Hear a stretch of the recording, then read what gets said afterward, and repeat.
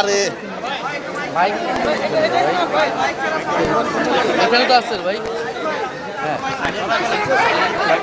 তো আপনারা এটা ইতিমধ্যে জেনেছেন যে রিট হয়েছে। আমরা কয়েকদিন আগে আমরা বিভিন্ন সোর্স থেকে এবং সোশ্যাল মিডিয়ায় এটা এসেছে যে ওনার একটা পাসপোর্ট আমরা দেখেছি যেটা ভানুয়াতু নাগরিকত্ব ওনার রয়েছেন এবং হলফনামায় এই দ্বৈত নাগরিকত্বের বিষয়টা গোপন করা হয়েছে এবং বাংলাদেশের সংবিধান অনুযায়ী দ্বৈত নাগরিকত্ব থাকলে তিনি সংসদ সদস্য পদে প্রতিদ্বন্দ্বিতা করতে পারবেন না।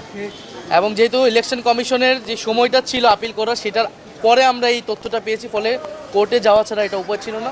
ফলে এই এলাকার একজন শুধু প্রার্থী না, এই এলাকার একজন নাগরিক হিসেবে, এই এলাকার একজন ভোটার হিসেবে আমরা সংবিধান লঙ্ঘন করতেছে বা আইন লঙ্ঘন করতেছে এরকম একজনকে আমরা আসলে মনে করি না এই এলাকা তিনি জনপ্রতিনিধিত্ব করতে পারবেন। ফলে আমরা এই জন্য কোর্টে গিয়েছি যে বিজ্ঞ আদালত এই বিষয়ে আরও অনুসন্ধান করে তারা এই বিষয়ে যে আইন রয়েছে সংবিধান অনুযায়ী তারা রায় দেবেন। এবং আমার পক্ষ থেকে আমাদের আইনজীবী ফোরাম যারা রয়েছে তারা এই বিষয়ে কোর্টে রিট করেছে। আপনার কাছে কি মনে হয় যে কী ধরনের ফলাফল আসতে পারে?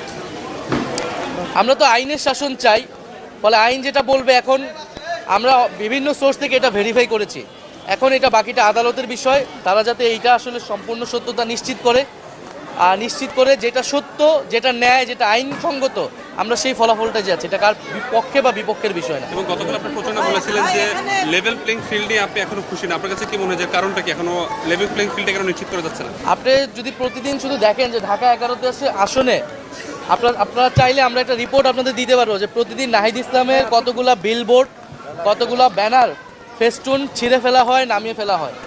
আমরা এই রিপোর্টটা দেখলেই, এবং কর্মীদেরকে নানা ধরনের হুমকি দেওয়া, যারা আমাদের সমর্থক রয়েছে তাদেরকে প্রত্যক্ষ পরোক্ষকে হুমকি দেওয়া, ফলে এটা দেখলেই বোঝা যায় যে নাহিদ ইসলামের আসনে যদি এই অবস্থা হয় তাহলে সারা বাংলাদেশের আসনগুলোতে কী হবে।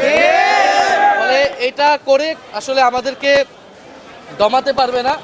মানুষজন এটাতে আরও ক্ষুব্ধ হচ্ছে এবং মানুষজন আমাদের পক্ষে আরও বেশি নামতেছে এবং মানুষজন আসলে এই ধরনের কোনো ভয়ভীতি তোয়াক্কা না করে 12ই ফেব্রুয়ারি ভোট কেন্দ্রে আসবে এবং ইনশাল্লাহ 11 দলীয় জোট এবং শাপলা কলের এইখানে বিপুল ভোটে আমরা এখানে আমাদের পক্ষে আমরা ফলাফল পাবো।